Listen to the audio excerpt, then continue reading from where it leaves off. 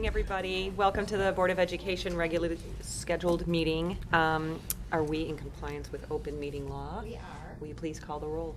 Carlin. Here. Eliason. Here. Evans. Here. Garner. Here. Herzog. Here. Limburger. Here. Olmsted. Here. We have a quorum. Okay, and tonight we have students from Jacob Shapiro Elementary School to lead us in the Pledge of Allegiance. If you guys want to come on up.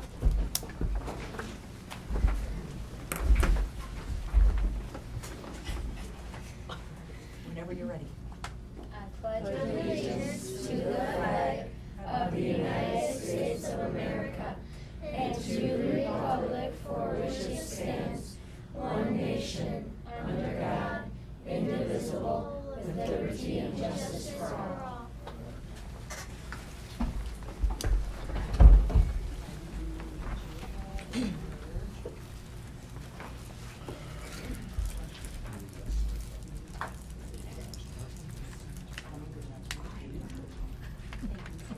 She's a swimmer. Doesn't she usually come from swimming?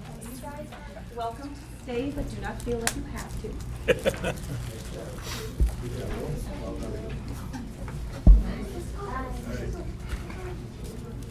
Okay, and we'll start with Oshkosh West with Abigail.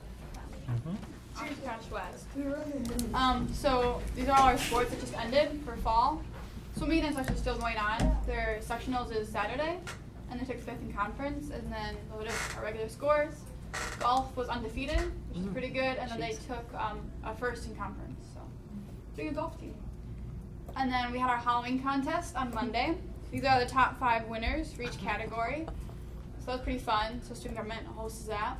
And then on Thursday, we had a haunted house provided by the special needs. They were together with a lot of kids, so it was pretty spooky.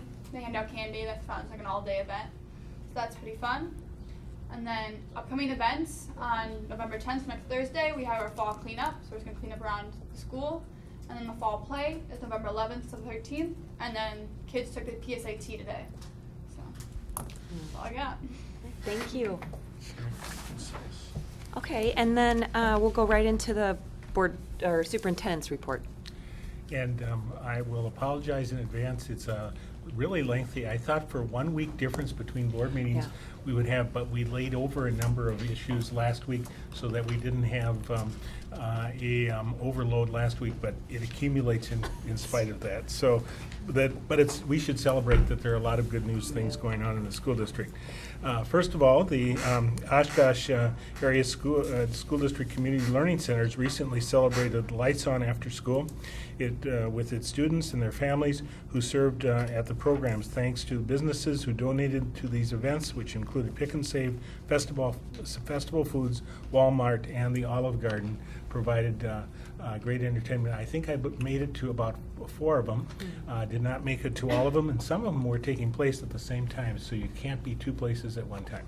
But great event, and we had atmosphere in most locations because they had the lights turned down and fancy lights on in those gymnasiums.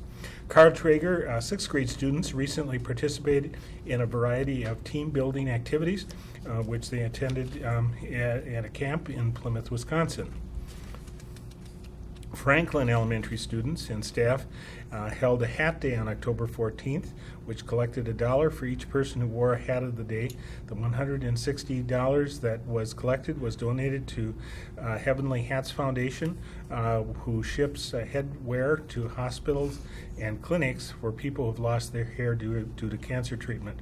Franklin's incredible staff worked together, demonstrating teamwork and community to provide a safe, happy Halloween for visiting students and family members. Franklin students welcomed the NED show to their school. The N in NED stands for Never Give Up, E for Encourage Others, and D to Do the Very Best. The program motivates and encourages those who inspire students to become champions at both school and in life. Congratulations also to Franklin 5th grade student Gabriella Helling, who took first place in the fire prevention poster contest with a poster reminding people to change their smoke alarm batteries. She rode to school in style in a fire truck and will be able to ride again at the Oshkosh Holiday Parade along with the poster contest winners. Franklin second graders have been learning about insects and their opportunities to care for caterpillars, to see their transformation into butterflies, and then to release them. And fourth grade students at Franklin have been studying electricity and safety. A guest speaker who works with the electrical maintenance at Bemis presented, and students who also brought in a variety of items to test to see if they were conductors and or insulators. Thanks to the members of Peace Lutheran Church, a free library was built from the reclaimed lumber and donated to Peace Preschool. The free library houses books on a lower shelf for children and on a higher shelf for their parents. What a great way to promote reading.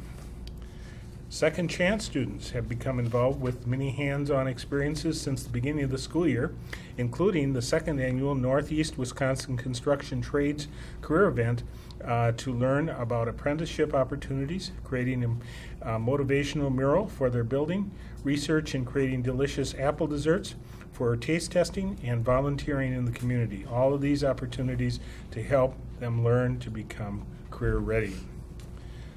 South Park staff competed with their UW Oshkosh football team to raise money for United Way by pushing the United Way Jeep to see who had the best time. UWO players won the competition and stayed around afterwards after the competition to play flag football with our students.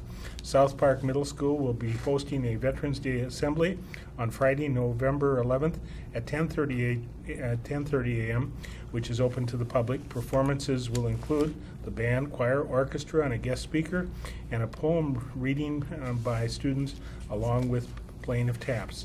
A dessert social will be held for veterans and their families after that assembly.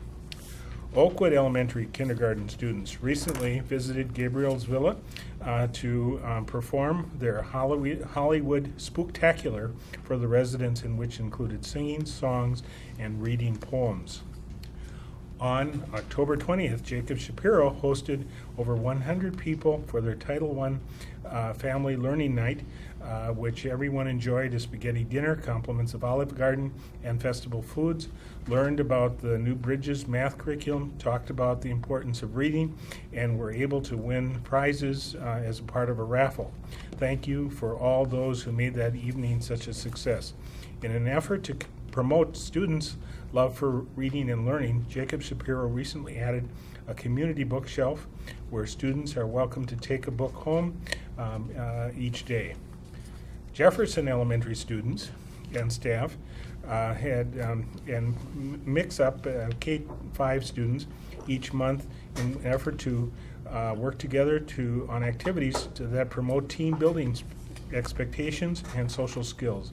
This allows a student to learn the Jefferson Patriot Way of being respectful. This past month, the students created guest teacher bags filled with goodies and a note that could be delivered to guest teachers who are new in the building for a day. Many classrooms at Webster Stanley Elementary kicked off their school year with the flexible seating. They have been many happenings in classrooms since the change. Students love the idea of working at an environmental learning spot that best fits them, and their parents have noticed a positive change in behavior. On October 3rd, Channel 2 meteorologist Steve Bylan visited Franklin Elementary School to read Freddie the Frogcaster and talk about students and the weather and how to stay safe in a tornado.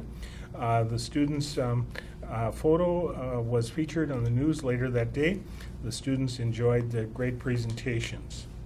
On Monday, October 4th, several students attended the new Manufacturing Alliance Real Math premiere in Green Bay, where Kay Weber won $500 and Dave Tusher won a welder, valued at over $700 for the tech and engineering program at Merrill. I've had a chance to see that new welder in the classroom, and what a nice winning for a great program. The Wisconsin State Honors Band performed at the State Music Convention on October 27th. Oshkosh North's Emily Liskey was part of the band after she auditioned in the spring and was selected. She participated in a week-long summer camp, that rehearsal and the performance with the band director from Ohio State University. What a great experience. I've also asked our band director at North to potentially arrange having her come and perform for the board. A huge thank you to the hands-on Oshkosh students at UW Oshkosh.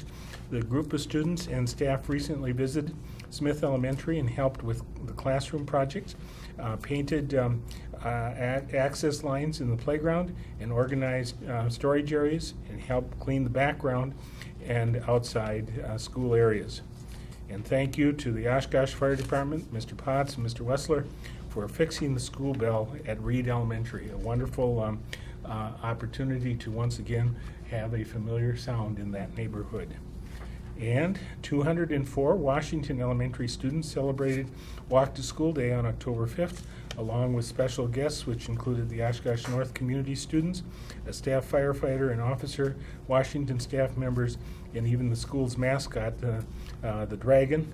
Students played on the playground before school with high school visitors and earned special prizes at the end of the day. Third graders at Carl Traeger Elementary School held an event titled Come Work With Us. Students visited with adults, special adults in their life to work with them on math. Students started in the morning by teaching and playing workplace games with guests. Then they educated them on different parts of the new math curriculum, bridges and mathematics. Students taught the guests there in many ways to think about and solve math problems, and they were very impressed with their guests and their knowledge of a number of number sense. It was a great event that showcased all the hard work students have been doing in math. And congratulations to all the Tipler and Alps cross-country runners this year on their successful season. Listed there at the top are all those who met the all-city meet. Go Tigers. And October 5th, Webster Stanley Elementary staff and students participated in International Walk to School Day. Students met at the Sea, Sand, and Sailorland Park to walk with staff members. Webster School Resource Officer was on site to hand out stickers and pencils to the students, and students who walked to school were given a raffle ticket for a chance to win a variety of prizes. And in this short period, the only thing short about this report is there's only been a week since last week's report. The superintendent's activity list is short. So with that, completes my report, President. Okay, are there any other reports by committee chairs in the last 7 days? Not a committee chair, but I do have a report on the regional meeting. Oh, good, yeah. As you called at our last meeting, we passed a resolution authorizing me to cast our district's vote for the election of Dr. Herzog for a 3-year term as a Region 7 representative to the Wisconsin Association School Board, which I'm going to refer to as WASB now because it's so much easier. Board of Directors. She was running against an incumbent who has 30 years of school board experience. And I'm honored to announce that Barb won. Yay! Way to go, Barb. I want to thank Mrs. Garner and Mr. Mack for nominating me for that position. yeah. Thank you very much. And although 30 years experience in the board with Barb has more than 30 years experience in education, so I think that was the great equalizer, right? But her term will start immediately after the delegate assembly, which is going to be held at the Wisconsin State Education Convention in January. I would also like to announce that Dr. Herzog has achieved level 3 in the WASB Members Recognition Program. That's a point level of 225.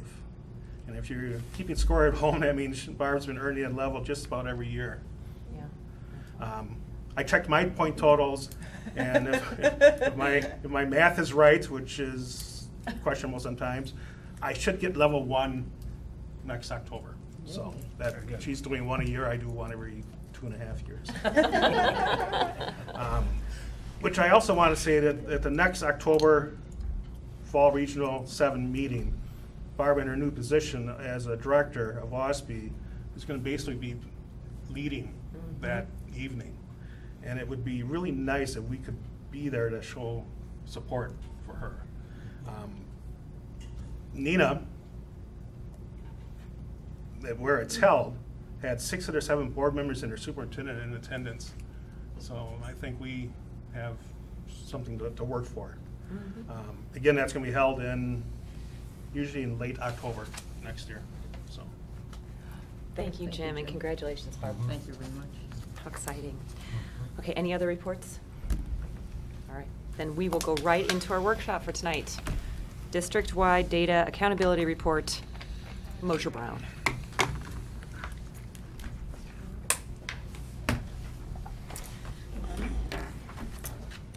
And you should know that between 5 and 6 o'clock, Julie forwarded to you, in case your vision on the screen forwarded to your computer, this report as well. So you should be able to retrieve it if you're having trouble with seeing on site.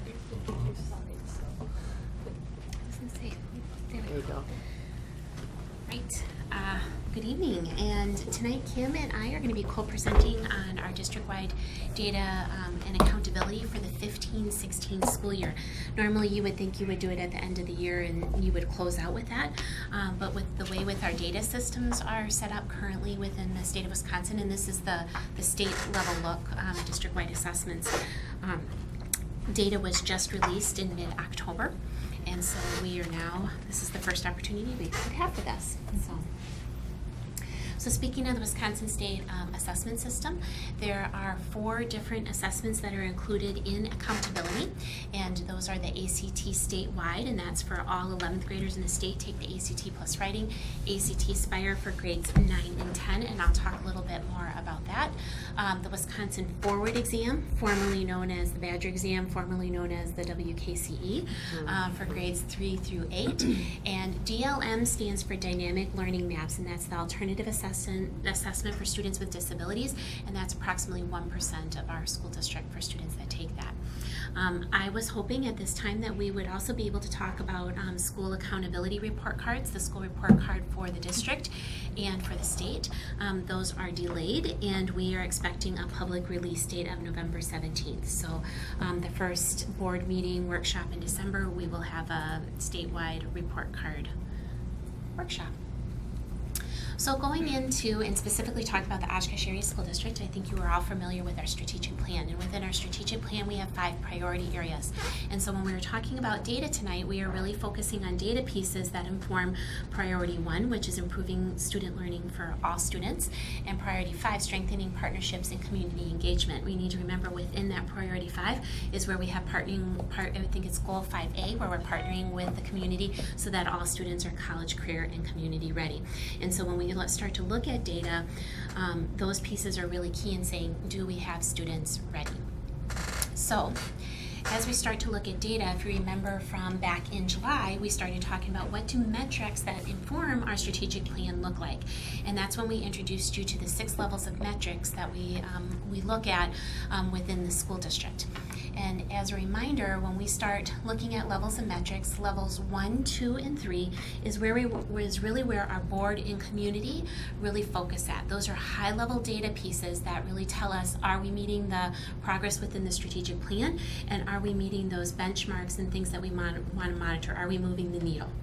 And then as we get into the levels 4, 5, and 6, those are really where our parents, our students, and our staff are really looking at data to say, how is my individual student doing? Teachers are saying, how is the student doing in my classroom? And a building principal saying, how is my school doing overall?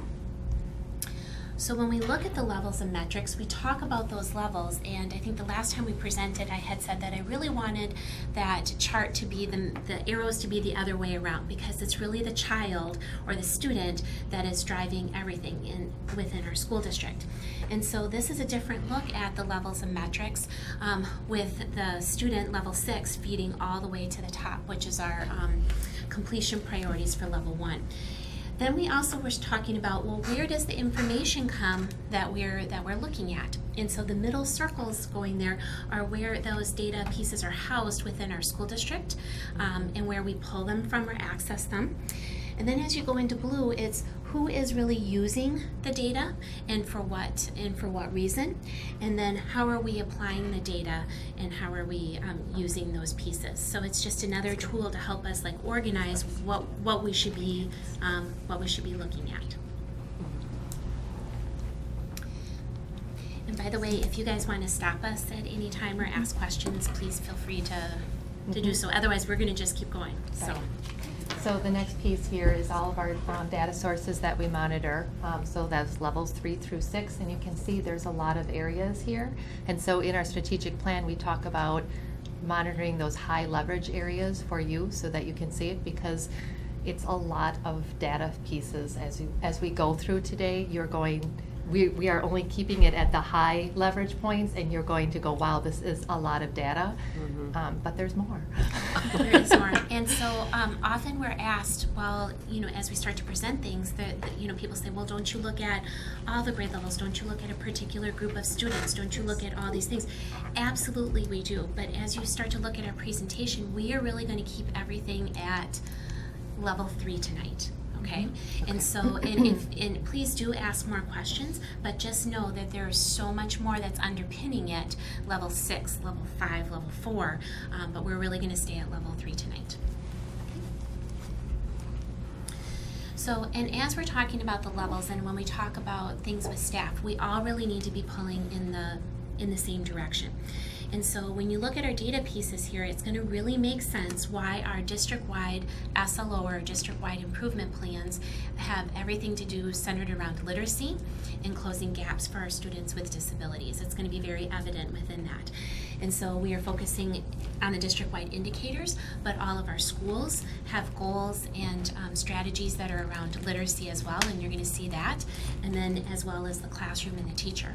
So once again, we have all of our goals and our strategies all lined up so that we're pulling all in the same direction. And our levels of layers of accountability match that.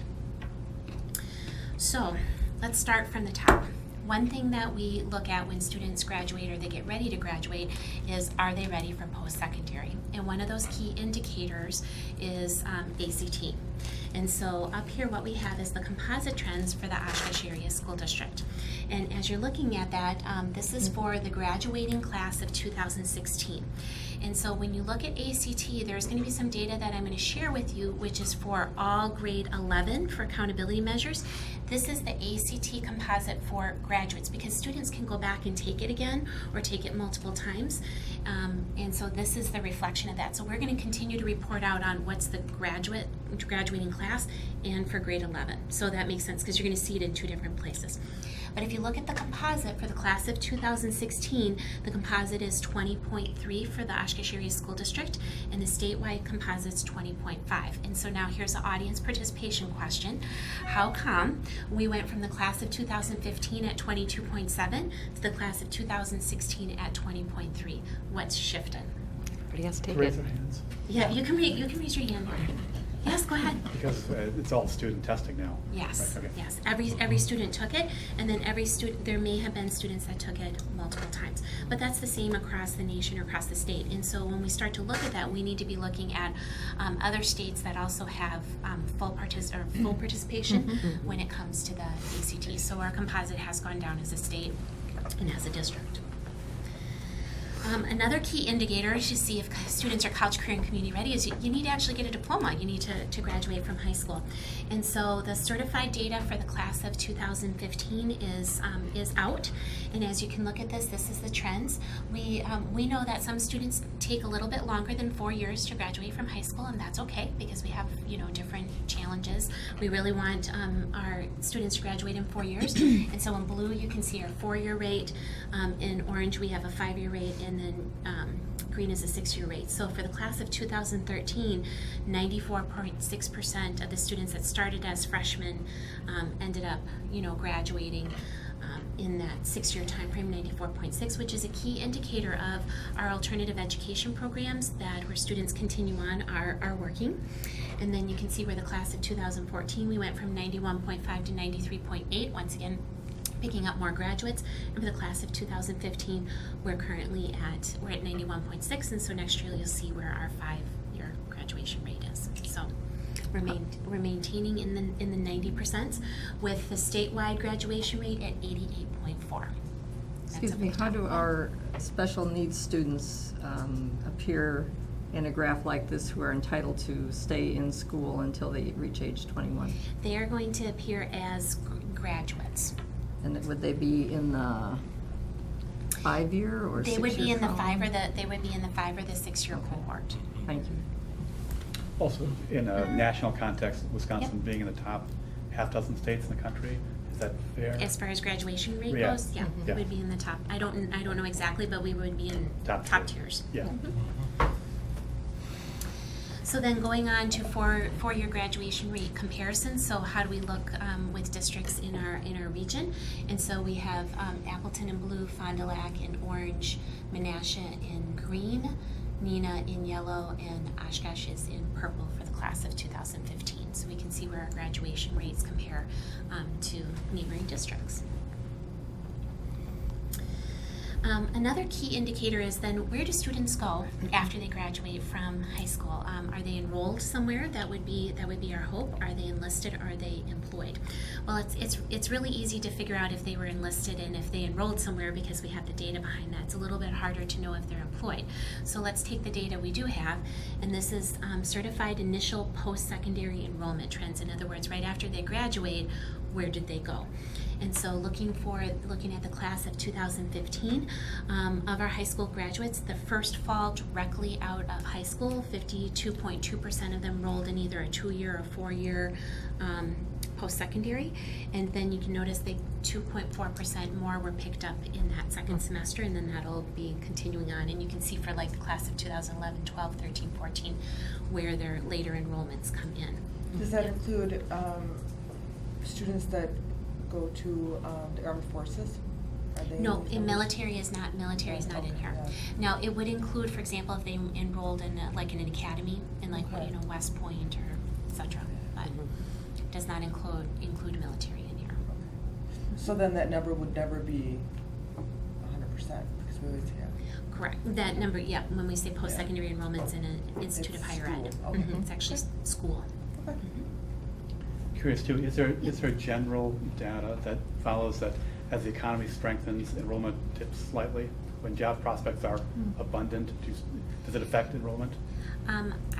Yes, we can, from Fox Valley Technical College's perspective and having a relationship with them as they're talking, their enrollment now, because the economy is a lot stronger, has dipped.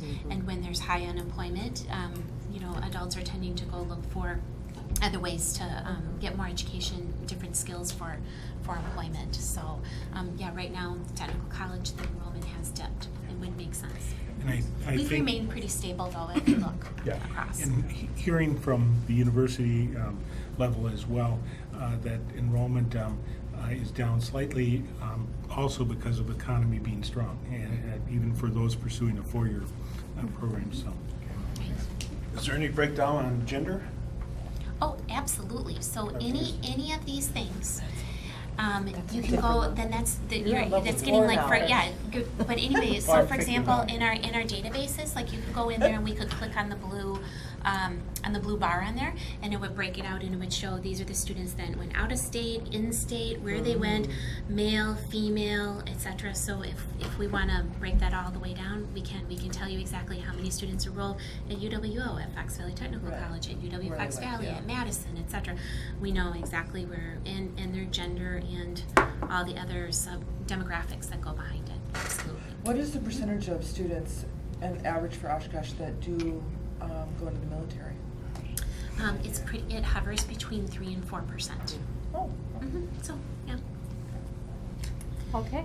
So one other piece that we look at when kids are college ready is looking at the percentage of students in college remedial courses in our UW system. And this really came out a couple years ago when we were working with O4E and some different businesses. And they were saying, well, how do you know? How do you know? And so this was one of the pieces that we came to take a look at to see how we are doing. And we just added some other pieces here, but every school has this information. The one caveat we'd like to share with you, though, is that every UW system has a different cutoff. And so even though we have these, they're all using a different measurement. So just keep that in mind when you look at those remedial courses.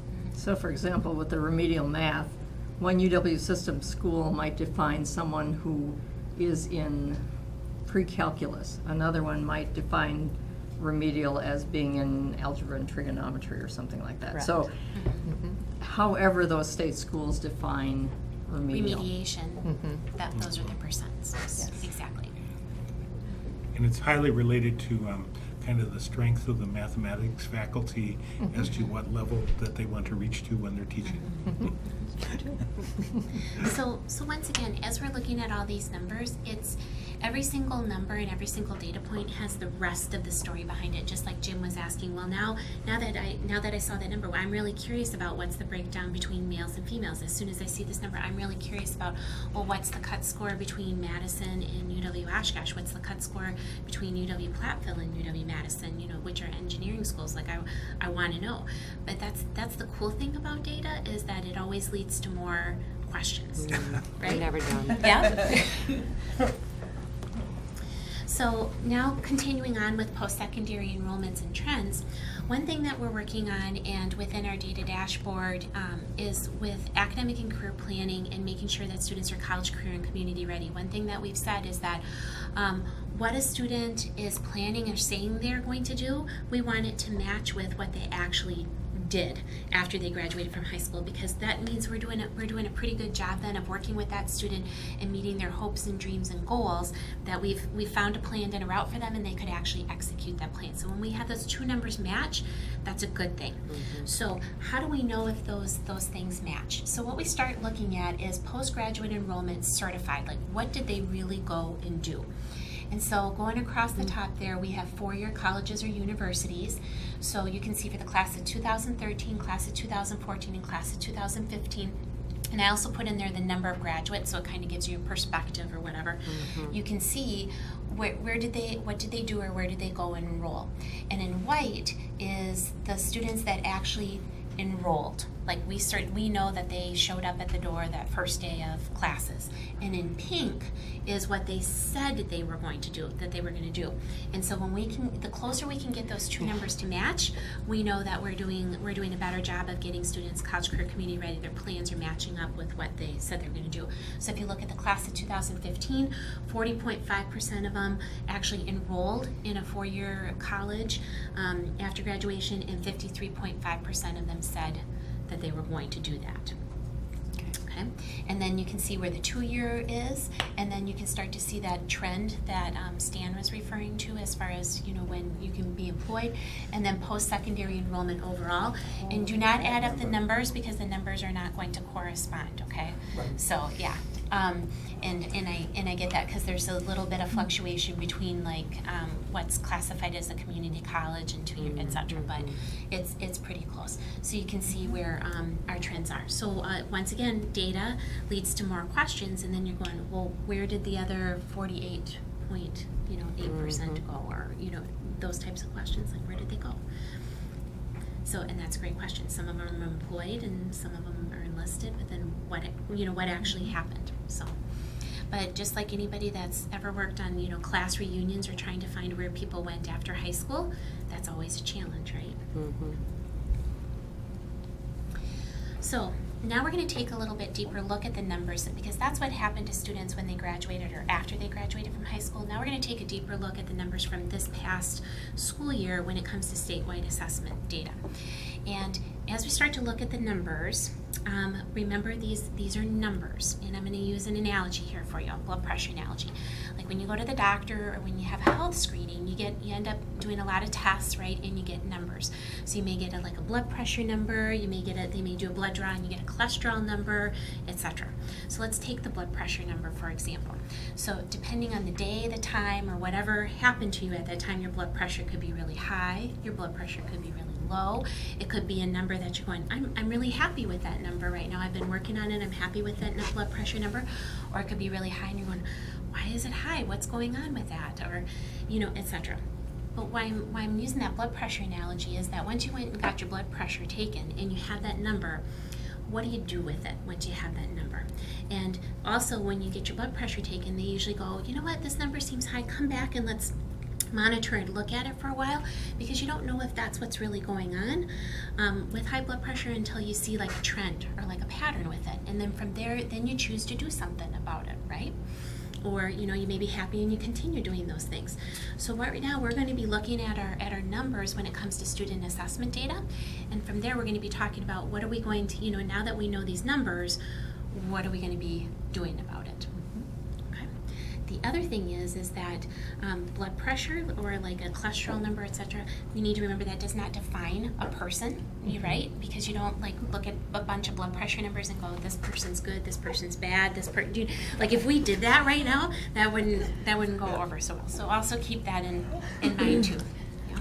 Numbers are numbers. So here we go. We're gonna go math. Through a series of data, and then we'll do English language arts, and we'll follow that trend throughout the presentation, okay? So let's start. So how is the Oshkosh Area School District performing by grade level in math? This was the first year of the Wisconsin Forward exam, so we don't have like really any trend data. We know how students did on the Badger exam and WKCE, but this is a different assessment. It's the first time that it was given, and so we are being very cautious about making our inferences that we make from this, but it is numbers and it is data. So up here, and as you go through this, anything in blue would be the percentage of students that scored advanced, purple would be proficient, yellow is basic, and red would be below basic. And so as you can see in there, for example, in 8th grade, we have 39.5% of our students were considered proficient in 8th grade math on the Forward exam. And you can see the numbers going through there. To make this a little bit easier to look at, this is just taking, are they proficient or are they not proficient? And you can see the pieces in the bars within there. So green would be proficient and red would be not proficient. Also, and so you're looking up here and you're going, oh my gosh, look at all the students that are not proficient. You need to remember that about 4 years ago, I believe it was, the state of Wisconsin reset their cut scores when it comes to assessments to be NAEP-wise, to be more in line with NAEP. And so that cut score and what we are expecting of students, the bar has been raised. So just keep that in mind as we start to look at these scores. Okay? How much was it raised? I'm just curious. How do you quantify it? It's almost, our number of students that were proficient was cut to a third or in half, cut in third or a half. Okay. So it was raised quite a bit. Okay.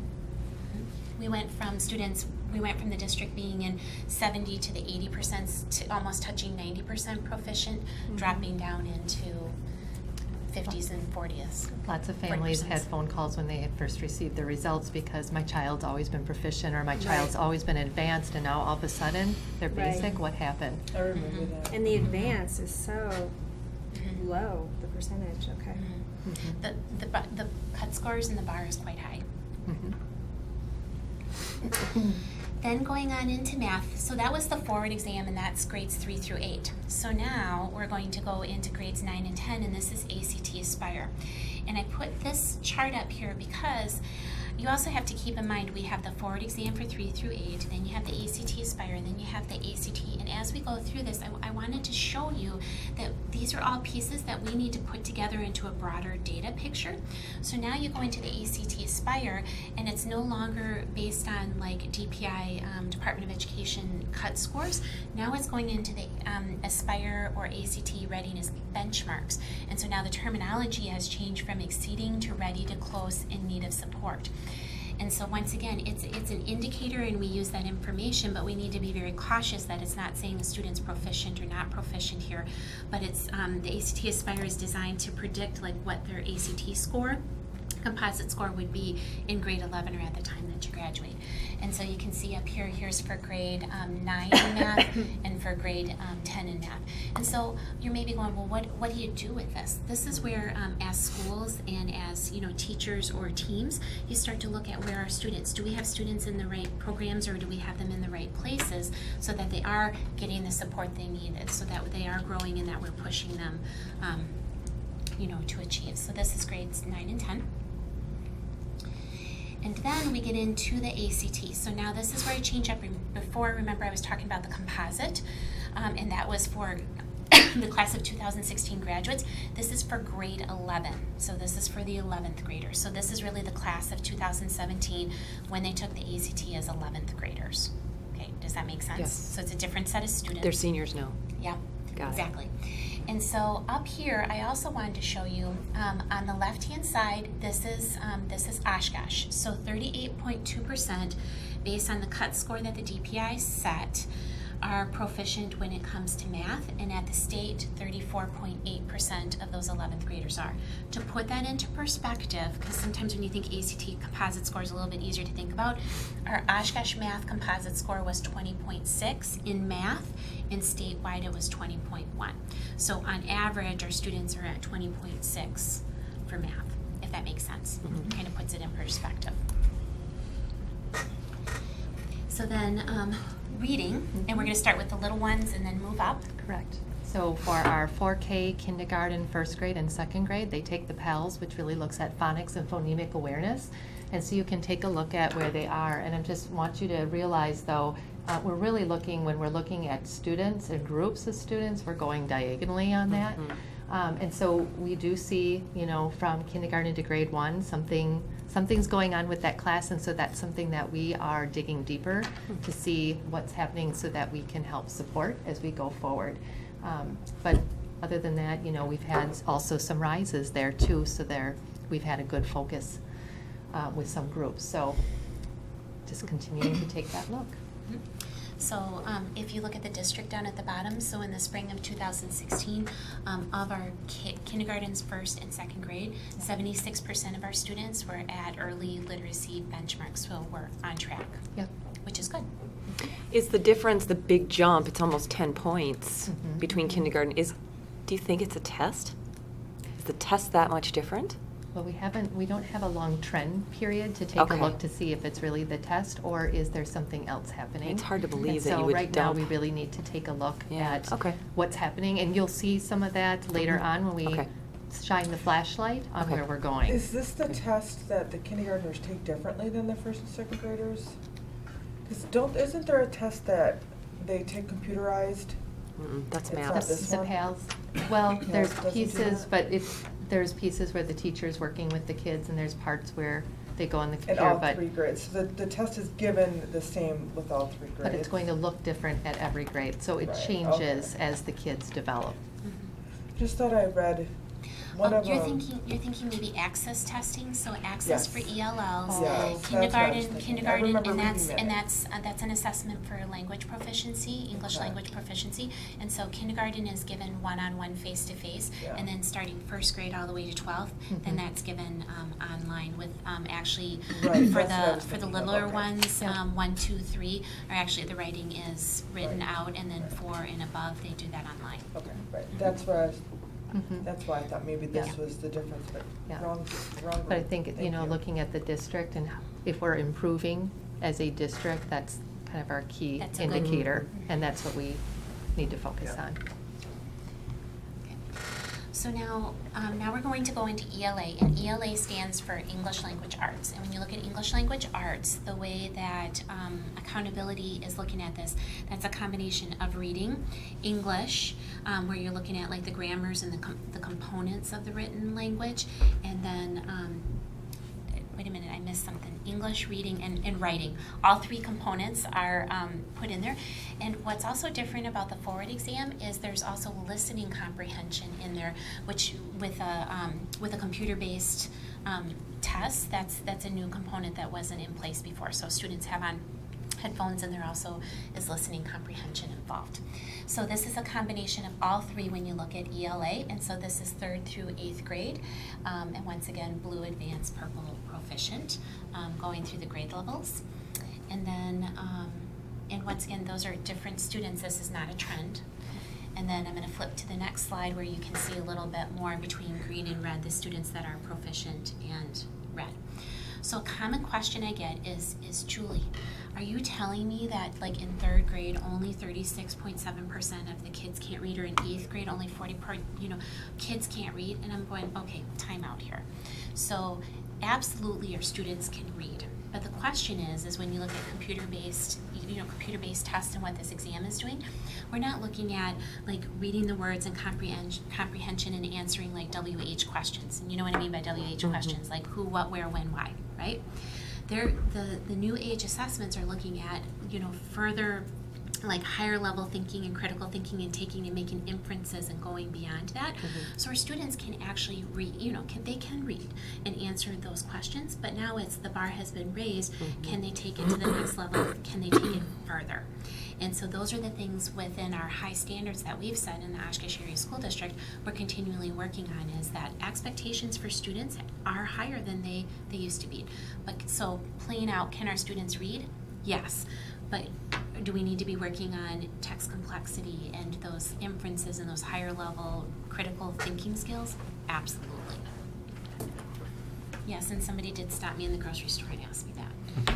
So, okay, so going on to ACT Aspire, this is going on to grades 9 and 10. And up here, once again, they don't have an ELA score for ACT Aspire. So once again, this is another challenge of trying to hobble together, like how does this all look? And so for ACT Aspire, what I did is I kicked out, they only have reading and English and don't have a combined ELA score, whereas the forward exam does. And so you can see the pieces in there for grade 9 last year and for grade 10 last year. And so what's interesting though is when you look at this, you can notice that we're significantly higher in the English piece of it versus reading. And once again, the reading piece is really going in and being able to critically analyze a text and be deeper with that. So, Abby, did you take any of these assessments? Yes, I took the ACT Aspire and the ACT. Yeah. So did you think it was it hard, easy? Like what did you think about that assessment? The ACT Aspire was kind of annoying because it was like whatever. But what I do remember about it is that more like the science part wasn't like, it was more or less like reading a graph and can you read it, not knowing science. On the English part, the hardest part was actually the English, just like knowing like grammar and like when to put, because I did that, commas. I like reading. And then the writing prompt was super vague, and it was like, what do you think is important about friendship? And so, yeah, and the ACT is like kind of the same thing. So, I mean, I thought it was easy, and then it got harder, like as you went down. Yep. And then, yeah, and the math part was really hard, because like I didn't even learn this yet. So, I don't think I didn't like it, but like. Well, and I think, Abby, what you're saying here is really true for a lot of our students when they do this, and especially in our upper level grades, is that it's hard that you're sitting down and you're really trying to encourage students to do their best and show what they know and are able to do.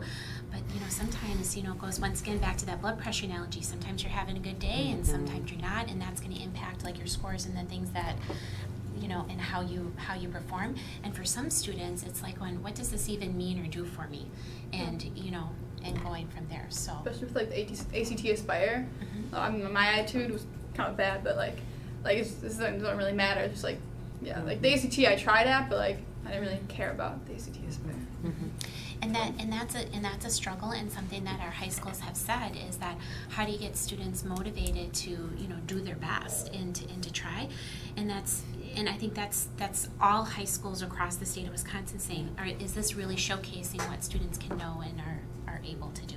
Because we are being held accountable to that, and whether we're saying don't judge people on one number, don't judge a school on one number, etc., that ends up happening. And so So how do you balance that? Right? Yeah, I was going to say, no answers there, but yeah, exactly. So going on to ELA, but in the 11th grade ACT plus writing, they do that. And you can see here for Oshkosh, it's 34.9% were considered proficient, and then 40.8% at the state level considered proficient. Once again, to put that in perspective, that means Oshkosh ELA score was at an 18, and then statewide ELA was at 18.6. And to keep in mind that if you're at an ACT score of 18, at most post-secondaries like community colleges or 4 years, 18 would be considered like you're cut for not taking remedial classes or courses. Does that make sense? Okay. So the bar is high. Science. So here we go with science. Science is only is assessed in 4th, in 8th grade, and then 10th. It's taken off the ACT Aspire, but I didn't pull it off the Aspire because it was doing like you could see the other scores with exceeding in need of support. It wasn't really making a whole lot of sense. But I have up here for 4th and 8th grade, you can see where we are with advanced and proficient. And this school year, just like they did with math and reading, ELA before, like with the WKC, they NAEPIs the cut scores, and they hadn't done that with science and social studies. This year they did raise the bar. And so where we had been in the upper 80% of students proficient in advanced, we're now down into like the 50s. So, and that was once again expected because the cut score was raised. And so there you can see 41.4 at 4th grade and 50.6 at 8th grade. And then going on to the ACT, in grade 11, you can see for Oshkosh, 32.6% were considered proficient and 34% at the state.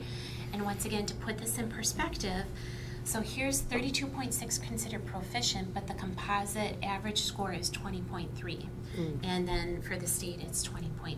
So once again, I hope that you're seeing, like with all these numbers, you start to put all these numbers together. How do you start to put together that bigger data picture? Because each one in isolation doesn't really mean too much, but it does give you information.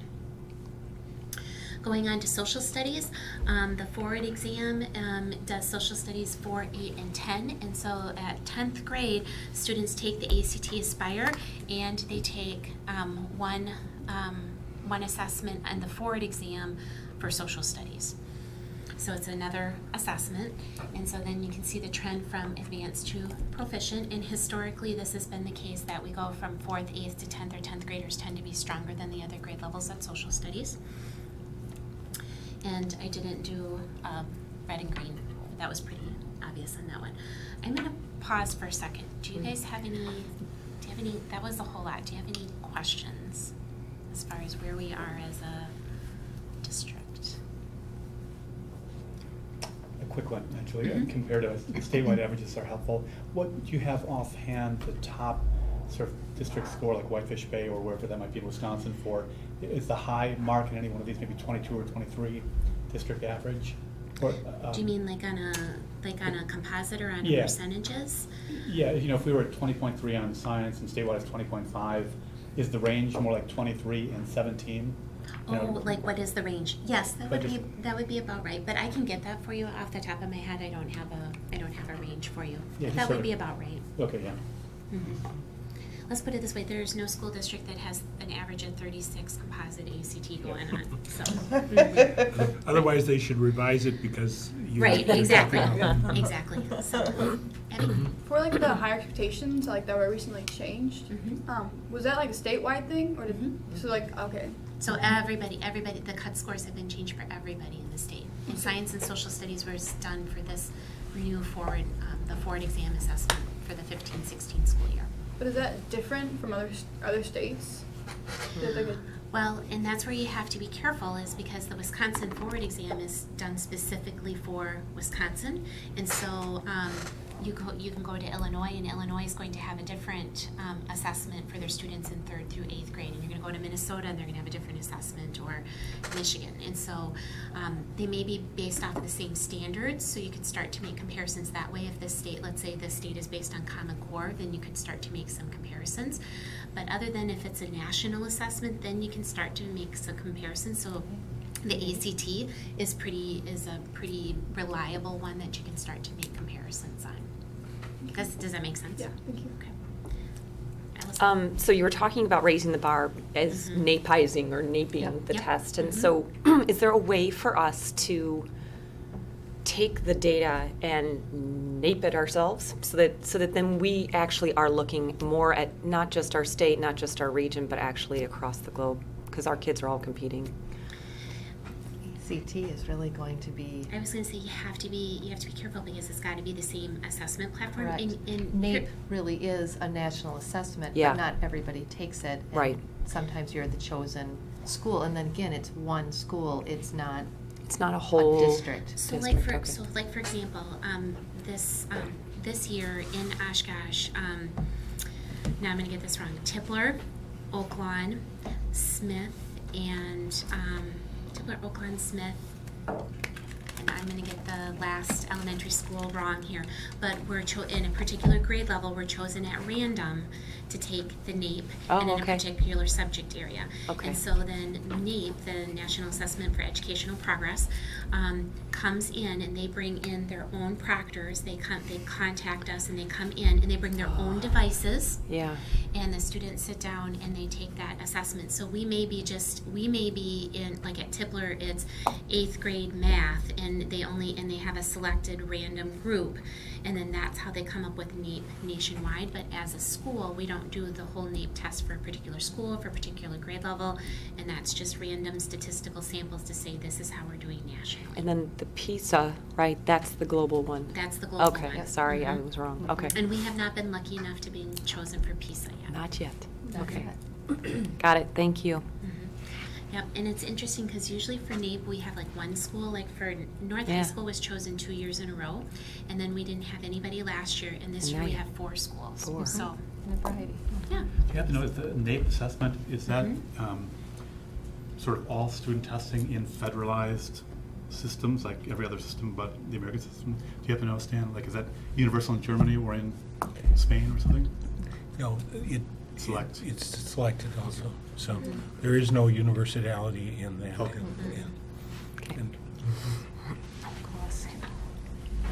Oh, go ahead, Seth. So, do we have any data that shows whether our proficiency levels are going up or down, or Can't how they've compare 'em. been? What's the comparison so, there? Yeah, so what's really sticky right now is that for our students from a standardized lens, we had WKCE, then we had the Badger exam, and now we have the Forward exam. And so we can look at that and we can see, you know, where proficiencies are, but it's 3 different assessments. And so it's about that, like, we can line them up, but once again, the Department of Public Instruction, and I'm gonna say we have to be really, really careful and cautious about making inferences because it's 3 completely different assessments. WKCE was totally given paper and pencil and was based off of the Wisconsin Model Academic Standards.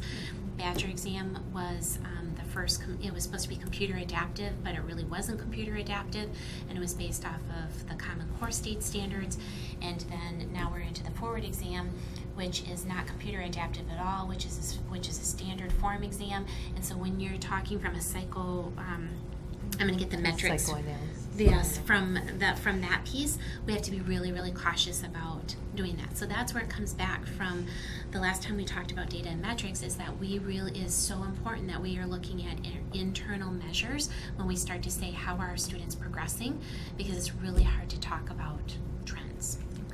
It'll be helpful when we have Forward 3 years in a row. Right. Then we can start talking about how are we truly doing. And we will hopefully have the legislature leave it alone and not adjust again. Because that's part of the problem is that every wind direction that somebody gets the idea and the legislature, well, we need to change that, and then DPI has to comply, they have to redevelop, and then they tried their very best to show a bridge connection between each of these, and they failed miserably because they simply could not match. It was apples, oranges, and pears, and It's it all was not. fruit. Mhm. Right? Right. But, this is my 5th year as district assessment coordinator, and this is the first year there has not been Been a a change. change. Mhm. And so that's once again, it's like when you look at numbers, we just have to be very Yeah. cautious. And when we get into school report cards, I'll be talking about, it's actually a 3-page formula to calculate certain things when we get Those to the 3. school report. And I'm not kidding about 3 pages. It's 3.5 pages of formula to take a look at WKCE, Badger, and Forward, coming up with a score, like to help us know what our report card is. Yep. So, And if someone really challenged it, the reality is that I'm certain that statisticians could not defend that fully. Yeah. It's a manipulation. Mhm. Well, it's out of UW-Madison, so I have some confidence in this, so that's good, but it's a lot. Okay. So, one question that we often get is, what about our subgroups? And so this is what we call minding the gaps. So looking at the gaps in the performance between our subgroups. So we're going to take a closer look at students with disabilities, English language learners, economically disadvantaged, and race and ethnicity. Okay, and so when we talk about the subgroups, there's going to be times in here that you're going to see this, and like when we get into some of the race and ethnicity, there's going to be times where you can't report it because the group is so small that you'd be like data's been redacted. So just keep that in mind. And also as we go through this, we're going to be taking a high level look, but keep in mind we absolutely do know where the gaps are by school, by grade level, within classrooms. We do know those things, okay? But we're staying at level 3 when it comes to data. Okay. Yeah. So, minding the gap. So, students with disabilities, English language arts, this is from a district lens. And none of this is surprising. We know this. We know this from our internal data, and state assessment data just confirms it. So we do have a gap. Over on the left is students without disabilities as compared with students with disabilities. The color scheme is the same. Blue is advanced and purple is proficient. So we absolutely have a gap in performance. Students with disabilities in math, the gap is a little bit smaller. And once again, the colors stay the same. And when you look at this is for forward exam, so this is putting together our students in grades 3 through 8. Okay. Then grade 11, and I did not include the ACT Aspire piece because remember how I had to put the ELA pieces together. That was a little much to do to put together in a graphical format. So grade 11 ELA score, students with disabilities. Once again, I chose the composite way to look at it, if that makes sense. So students without disabilities, ELA would be at 18.8, and students with disabilities, 12.6. And then going into math, students with disabilities, students without disabilities would be 21.3, and students with disabilities would be 15.8 gaps. And once again, I think you've noticed the trend. As a school district, we do we do better in math or do we do better in English language arts right now? I was in Math, right? Okay. And that holds true with our subgroups too. You can see that within there. Okay. So now we're going to go into English learners, and so this is ELA. Yeah. Okay. So you're being tested on something in your second, not in your primary language, in your second language, right? And so in ELA you can see proficient and the students that are advanced and proficient, ELA, English language learners, and you can imagine what do you think is going to happen when we get to math?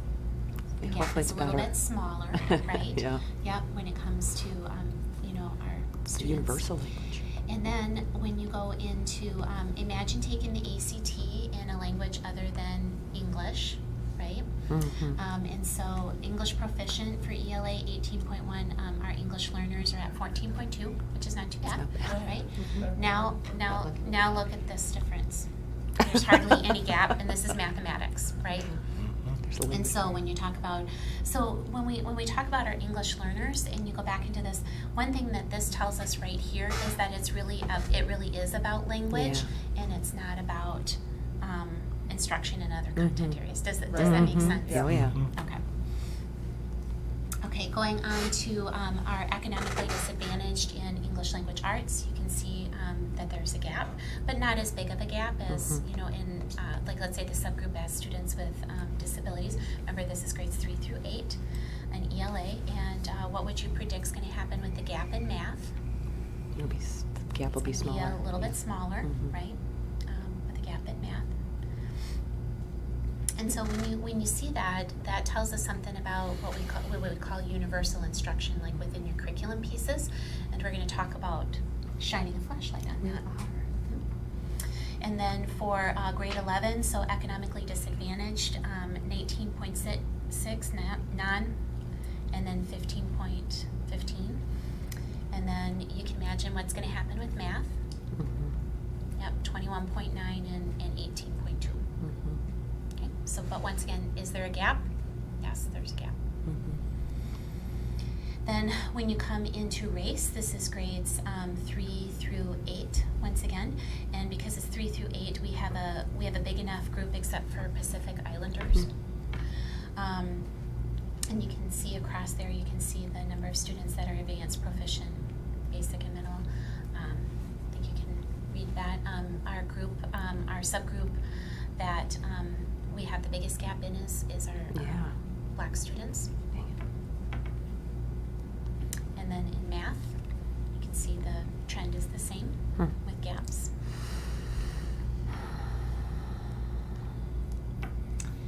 Then as we get into grade 11, once again, if it's not reported, and you can see data is partially redacted, that means there's not enough students within that group to report.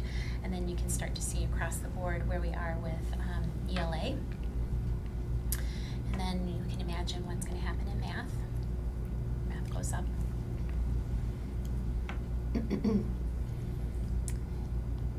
So, cautions and conclusions, and actually Stephanie was a little bit of an audience plant, etc. That, you know, one thing, once again, we need to be really cautious about trends, and that's why I did not put trends up here, is because of the changes over the last 4 years.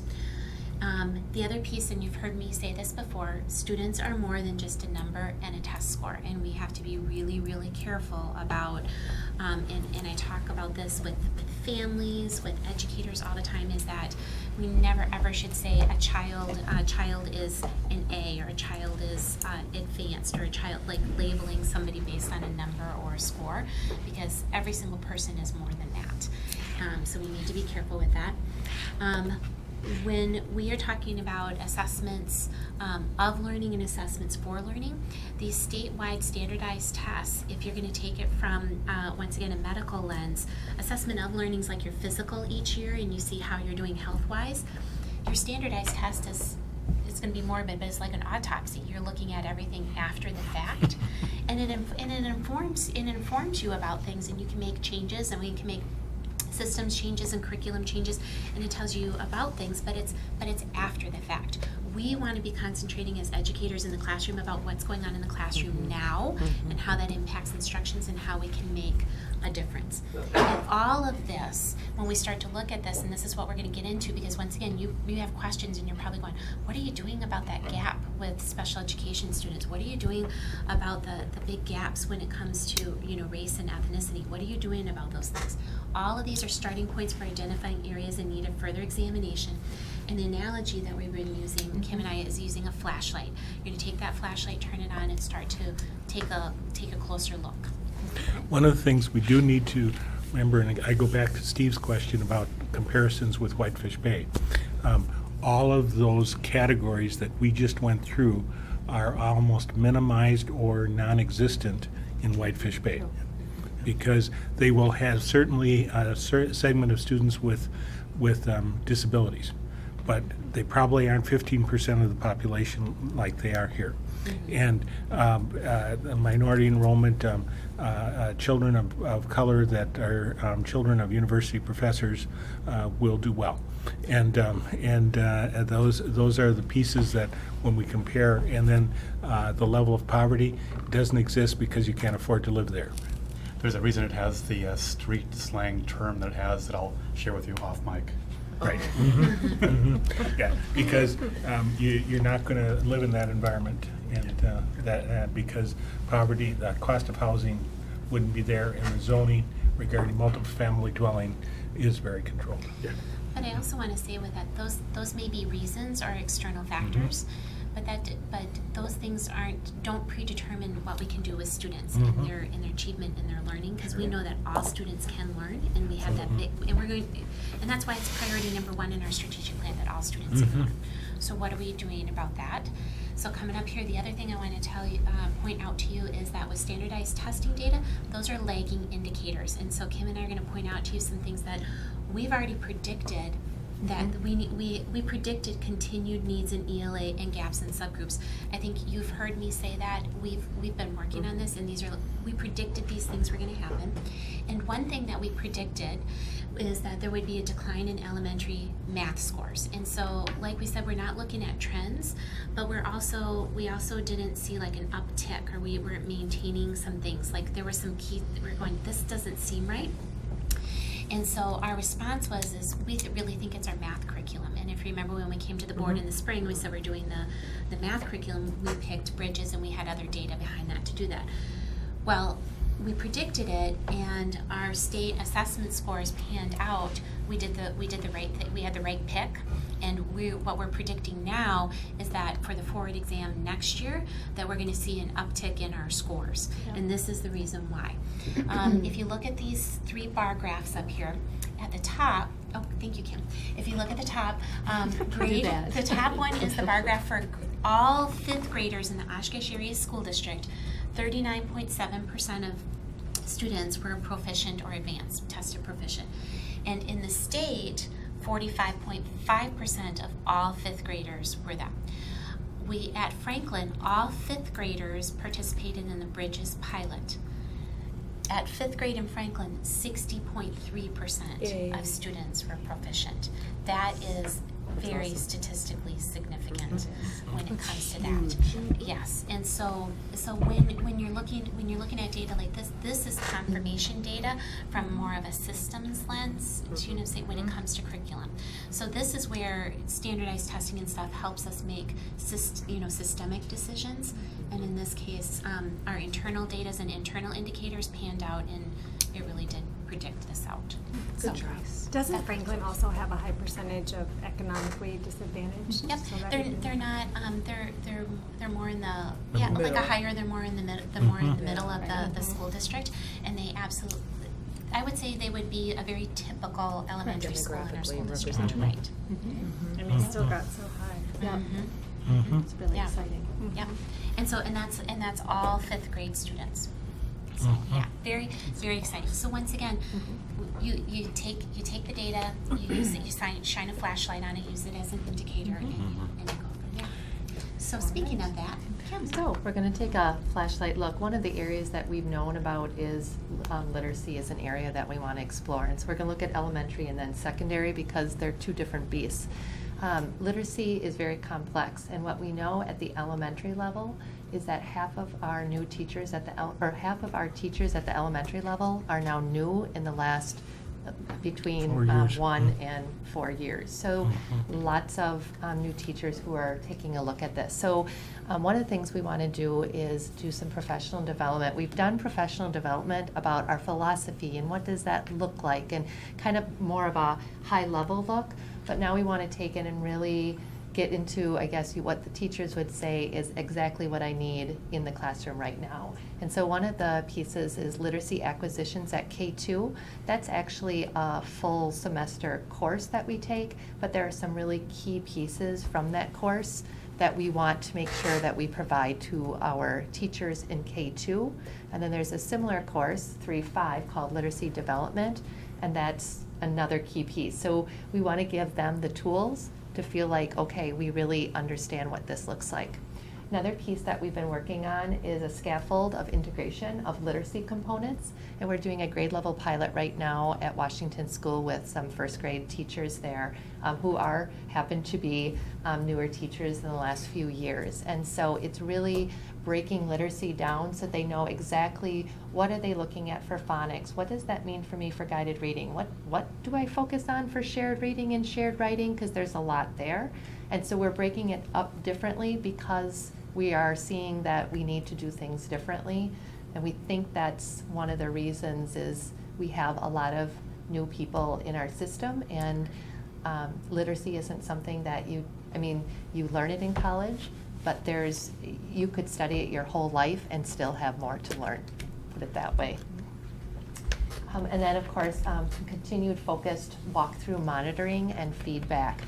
That's a really key piece, is to be monitoring our feedback, or monitoring our assessments and giving feedback to our administrators, and then our administrators to our teachers, along with our literacy teachers. And Deb Zarling is our literacy coordinator for 4K through 5th grade. And every Wednesday she spends going to different buildings, and she does literacy walkthroughs with the principals. And they talk about, well, here's some really great things to celebrate, and just really helping them key in on their own understanding so that they can help support in their buildings. So one of the key things is that it's often said to us, as a school district, you do really well in math. Why aren't we replicating some of the things that we did with math with literacy? And that's exactly what we're trying to do, because we go back to, all of our teachers have been trained in Advantage Math Recovery, which takes a closer look and gives the teacher more skills at, how do you break down and do those pieces? That's what language acquisition and literacy development will do for literacy. Does that make sense? And so going through and saying what has worked from a comprehensive lens for math, we need to apply those as much as you can, because once again, it's two different disciplines, but as much as we can, we are replicating those two things. With the different scores of math and English, when you're in 6th grade, they you take a test and they put you in advanced math, and then that's what you stay with, or you drop it, but everyone stays with it. And for English, when you get to high school, you choose to be in English honors, and I feel that's a difference, because a lot of kids will do English honors their freshman year, but a lot of people have dropped, and I just noticed that with my honors program, a lot of people have dropped out, but everybody stays with math because they're placed into it, and not actually they didn't choose that. That's a good point. So that could be a factor, just Yep. Good point, Abby. Yep, that could be a factor. The other thing with when you look at things from literacy, from a skills base versus English and from a literature lens, is that math is very logical, sequential, and or spirals on how you teach it, whereas literacy doesn't have that same sequence of if you don't learn this within math, and I'm not going to say this very well, but you can't go to that next step, where literacy is a lot more fluid, and so it's a lot easier to accelerate or do those types of things within math, but not in literacy. But that's a really good point. From a student's point of view, that's a really good point, because one's a choice and one's tested. One's criteria placement, right? So, and one last piece that we're go ahead. doing with elementary is starting to tape, or we're using our videographer to go into rooms and tape some really good best practice. And it's not just showing them what it looks like, but the person's talking through how did they make that decision, why did they do that, then coming back and reflecting on the lesson and where they're going next. Because those are all pieces that we have to think about, but that doesn't always come automatic. So that's another piece that we're working on behind the scenes this year in order to have that live, hopefully later this year. So, all right, so at the secondary level, one of the key steps that we've been working on is the gradual release of responsibility as a structure. And when we talk about that structure, we can talk about that. You sometimes will hear in literacy classrooms we use a workshop approach, or in math classrooms we use a workshop approach, and in science it's more of an inquiry approach. But all of those, we learn some different strategies that they can use, such as modeling writing and close reading in an inquiry or a workshop. I think, have you heard of I Do It, we do it, now you do it, and that would be like a really simplistic version of gradual release. Does that make sense? Okay. And it might, and elementary has been using a gradual release of responsibility, but that's something more recent that we've introduced at the secondary level, because all of our students, sometimes we assume that kids can do things.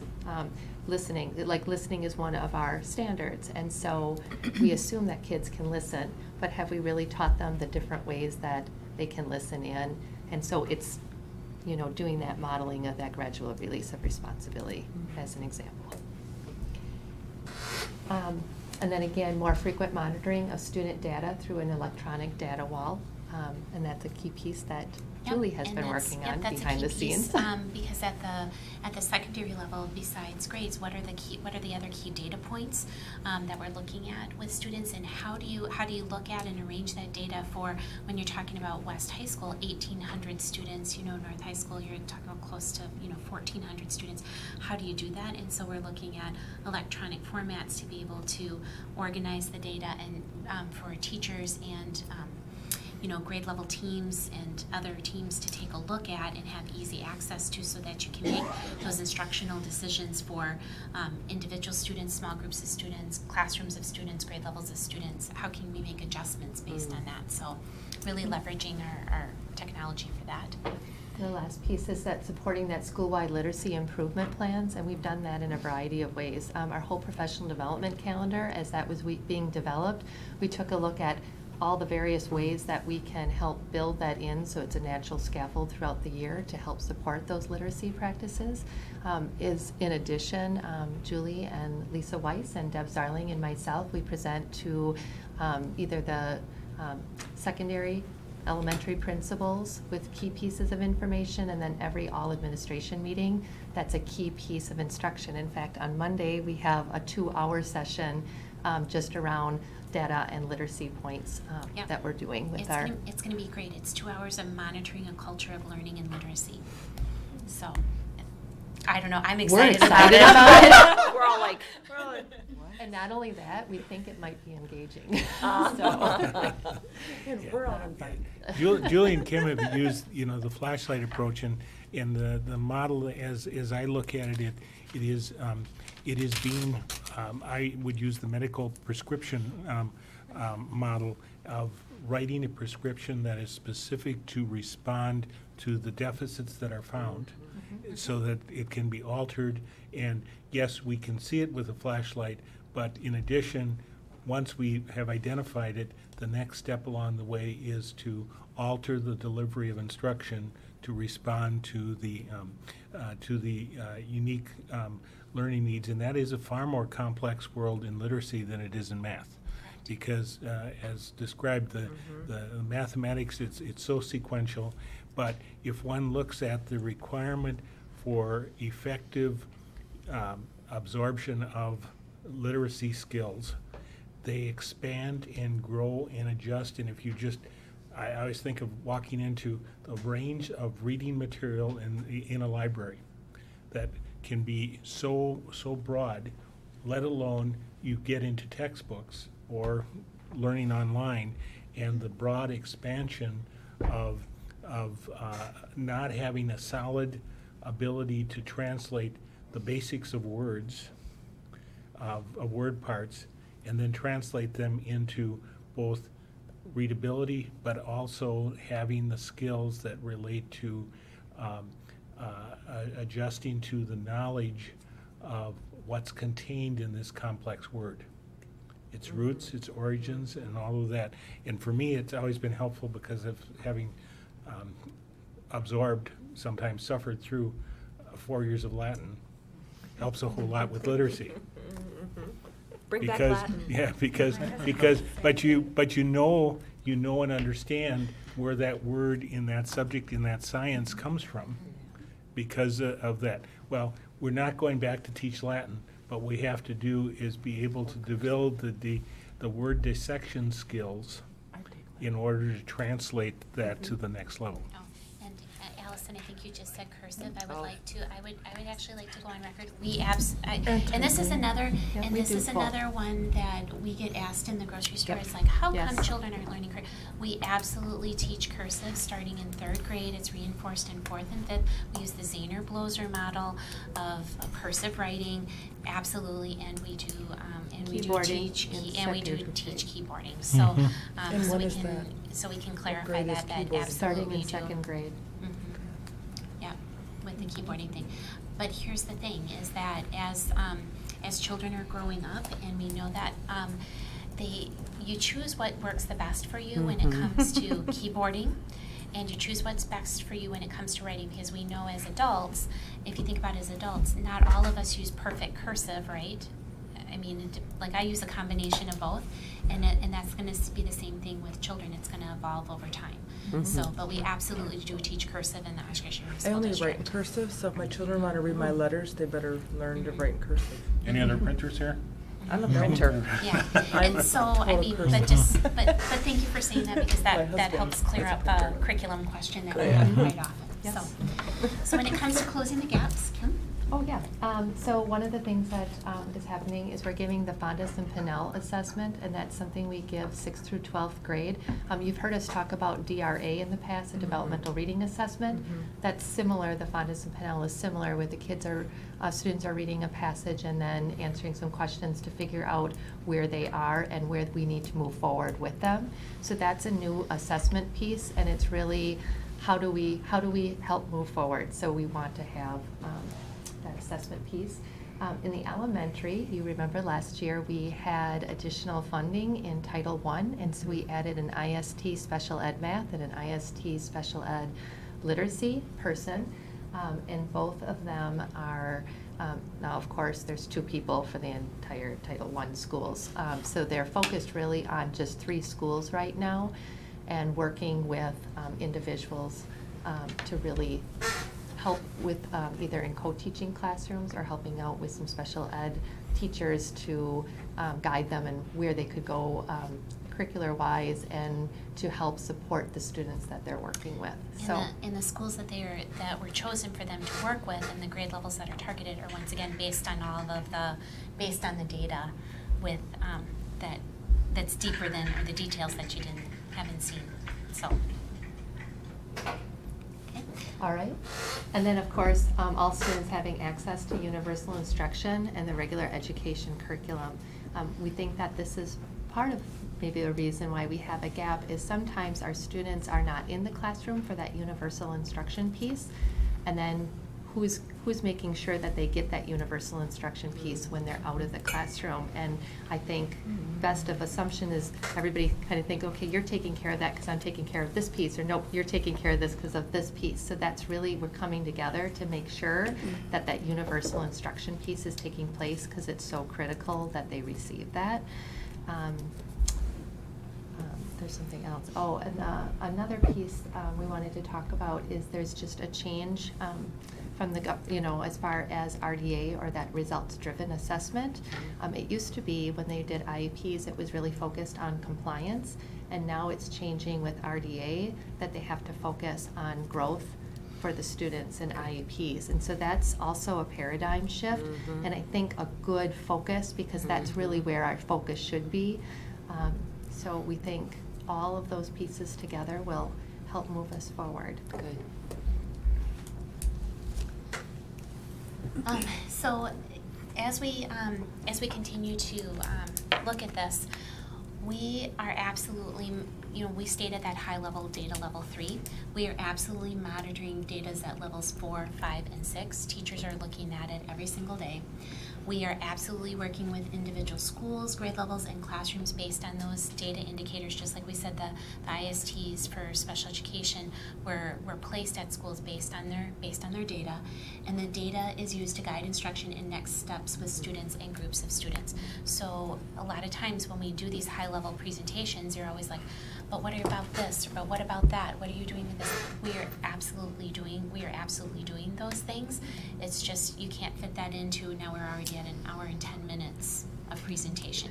But we are doing those things, and so as principals as educators and leaders and such, we are looking at levels 4, 5, and 6.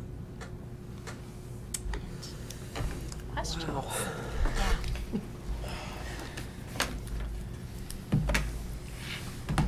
Yep, go ahead, Barb. I don't know if I have a question, but I guess I'd like to share some thoughts that may seem random. I'll try to connect them. First of all, I want to thank you for the quality of your report. I think that as I've shared with a number of people over time, everyone in the community has a stake in how well the children in that community are educated. It doesn't matter if we have children in the schools or not, because when we educate children, it has an impact on their families, it has an impact on the community, and it has an impact on the quality of life, because it helps determine what businesses might choose to locate here, who might choose to live here from another community, and how they enrich all of us. There are several trends going on in the state that, to me, have a direct impact on the importance of how well we educate everyone. And one of those is that the fastest growing population in the state is that group who are 65 years of age and older. Many of them have already retired, some will be retiring in the not too distant future. And yet the number of new workers coming up, whether they're millennials or whatever the new term is, are not in sufficient numbers to replace those. So that means there's added incentive and interest on how well we educate the individuals we do have. We're already seeing labor shortages in various areas. Teachers of various areas would be one example of that.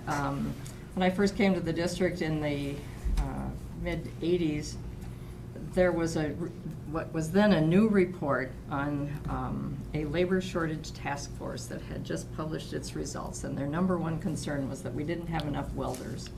So fast forward to 2016, and we still don't have enough welders in this community. So it's not always a matter of going on to a four-year degree, but we know from a lot of data that it is important that students have some kind of post-secondary training, and so having them prepared to move into that makes so much sense. I am concerned about some of the, we can celebrate the fact that we have so many children who are proficient, who are above the state average in things, but we also need to show some concern, as you are, with those children who are not. So when I see numbers, roughly 60% in grades 3 through 8 who are basic and below basic, that's of concern. And maybe they'll catch up. Maybe it's the tortoise and the hare, I don't know, but it's important that we lower those numbers. And as both State Superintendent Tony Evers and Mr. Mack often remind us, the quality of a child's education should not be based on their zip code. And we do have elementary schools where the free and reduced rate is in the 70% range. So there's not much we can do about that, but there are things we can do to try to supplement what perhaps hasn't happened in the homes. One of the things that, and I've had a chance to talk with the two of you about this, that concerns me about our reading program, and it's been true over time, is that relative to the math program, it just has not had the structure or scope and sequence that's defined. So when I get stopped in the grocery stores by veteran teachers, not the newbies, it's that they have to prepare, each one is preparing their own lessons. There's no scope and sequence. Who knows who's teaching commas in what grade level, or parenthetical phrases in another grade level? So there is no scope and sequence. So when we hear that the reading section of the ACT Aspire or the ACT has a grammar section, we don't know what our students have had, because depending on the teacher they've had coming through the ranks and to what extent they've collaborated with in the building, maybe they got the commas and maybe they didn't, or maybe they were absent the day that commas were taught. So making sure that we have a scope and sequence, and I realize math is a different discipline than reading, and it builds on itself, and using the old everyday math program, it spiraled. But we don't know if this reading program has spiraled through. But I think that's been, at least in the minds of teachers, that's been a big limitation of our reading program going back more than a dozen years, that there just hasn't been the scope and sequence that the math program has had. And I think we should rejoice and we should be pleased with the successes in the math program, and I would really like to see us move that along with reading. I have a special affinity for these minority populations, having worked for 20 years plus with second language learners and having taught not only second language learners but special needs kids in my own classrooms over time. We owe it to them as well. We need those children. Even though we don't have the federal act called No Child Left Behind anymore, I still like that adage. Every Student Succeeds Act is parallel in construction perhaps, but we can't afford to leave kids behind. And I so admire teachers of special needs who want those children before they leave high school to be able to be in a position where they can go out in the community, they can hold down a job that will allow them to support themselves, even if they're not going on to some post-secondary training. So the new program we have at Mercy Medical, I think, is a good example of that in terms of what those students will pick up this year and how they will apply that. But I too feel passionate about what we can do to move the needle on some of these. And I'm not pointing fingers at anybody, I'm just saying I'd like to see us do better. Not just because it looks good when we compare with other districts, it does, but more importantly for that individual child and for that family and for this community. So thank you for your work. Any other questions? Thank you. Well, I have to ask you, because we've been at this for over an hour, and it's kind of a Spit it out, John. awkward Make it question, but I happen. am genuinely curious about it. It kind of piggybacks on what Barb was saying, I guess. So we were looking at closing the gap, and we looked at all these categories. And it occurred to me as I was looking at those, how useful are they really? And for instance, we had white, black, Hispanic, so forth. How do we classify kids? If a child has a white parent and a black parent, Two or more. which category do they go into? Or if they have a Hispanic parent and a black parent, which category do they go I into? can answer that. That is self-reported, and so when a child is enrolled in school, the parent self-reports, and you are asked the federal questions. It's first, are you Hispanic or non-Hispanic, and then from there you choose race from there, and it's totally self-reported. Yeah, but from an educational perspective, and sort of moving the needle, how useful are those categories? Should we be looking at categorizing kids along some other sort of attributes, learning styles, for instance? I think that, as an educator, that would be much more useful for me if I'm trying to design programs or pedagogical approaches than just some self-reported category that is kind of fuzzy edge anyways. And if we really are serious about making progress, maybe we need to start thinking about kids in a different way. Now, I understand that, it's kind of standard practice to look at demographics that way. And we have to gather that data that way in order to continue to have the flow of federal funds that require Right. us to do so. But from a local level, is there a more fruitful way to look at? One of the things that we're piloting this year that you might be careful to hear about is we're doing a student engagement survey, and West High School will be one of the pilot schools, and we're really asking the kids, where are they feeling as far as student engagement, and then we're matching that up with some of all that data that we just went through today to really try to pinpoint how we can really help support students, because in the end, 'Cause I'm thinking- it's learning style, but it's because it's what truly engages us as kids, and there's different aspects to that. Yeah, I mean, if we really want to help kids learn better, we need to teach to their learning styles and not to their Yep. demographic categories. Yeah.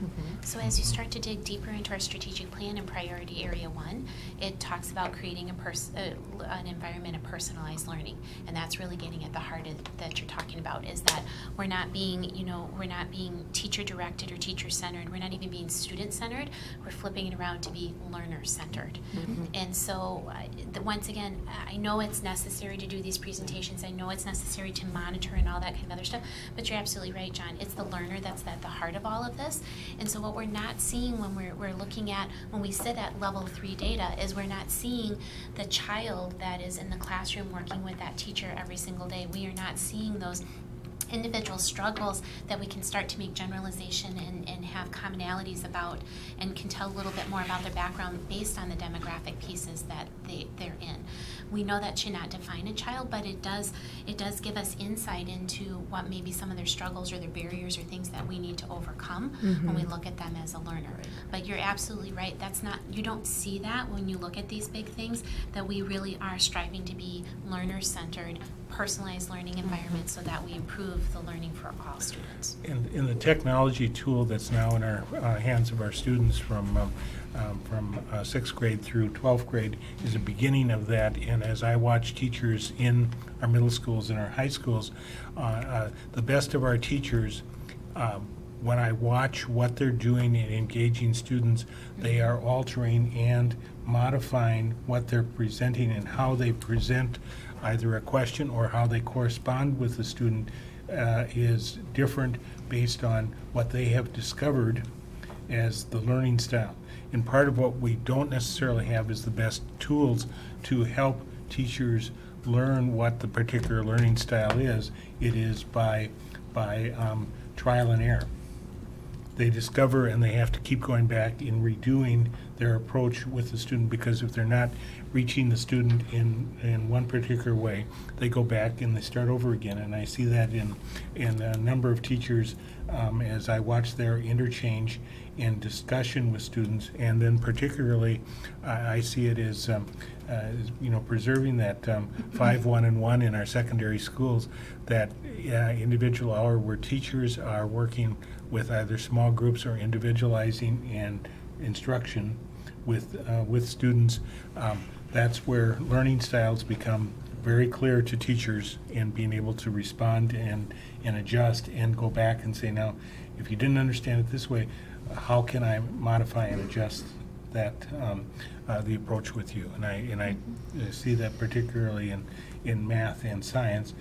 It's less identifiable in literacy, but in the very structural areas of math and science, it's real clear to me what they're doing is reaching students and altering how they communicate the message. So that begs the question, if we're doing that, when we go back and look at those self-identified categories, why is there so much disparity?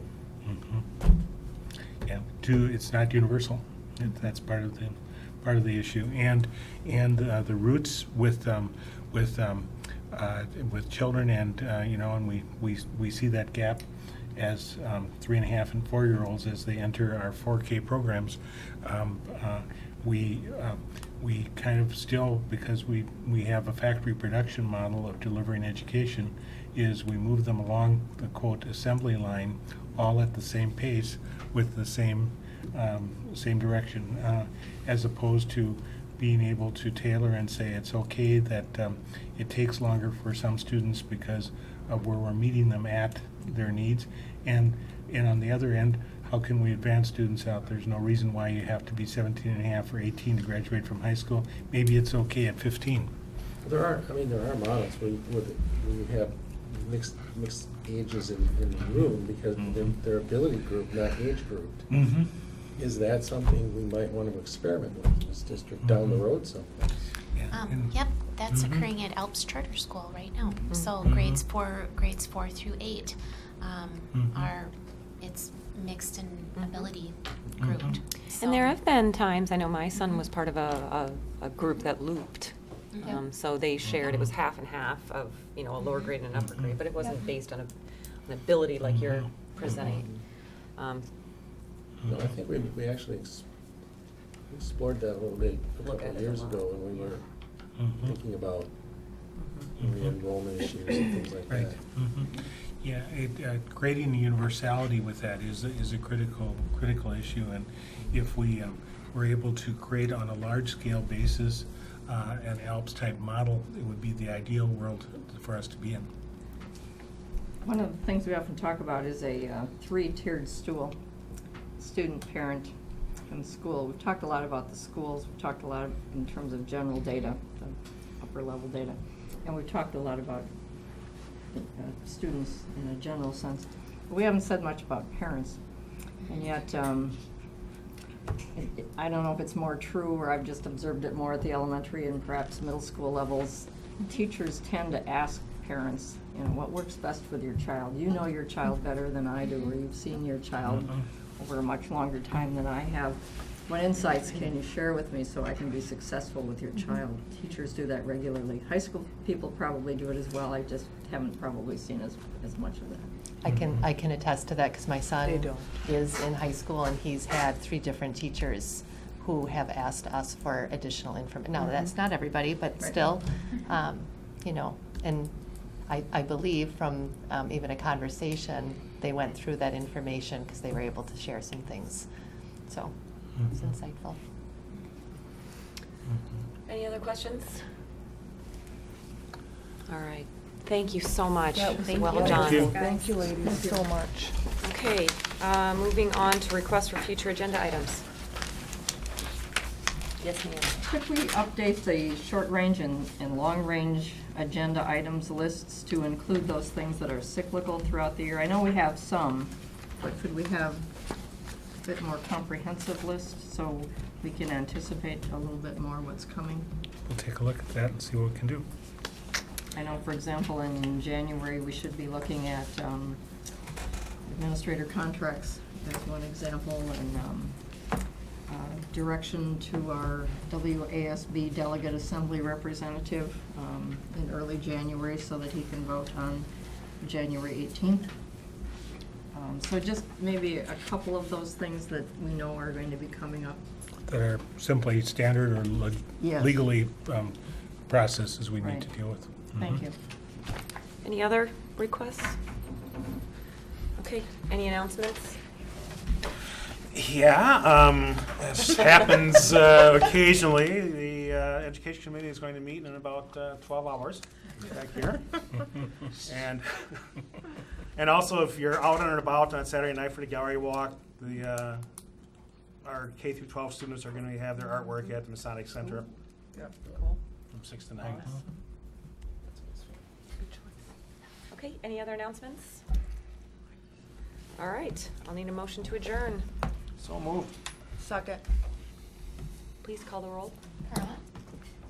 Aye. Eliason? Aye. Evans? Aye. Garner? Aye. Herzog? Aye. Hamburger? Aye. Olmsted? Aye. Motion carries. Okay. Thank you.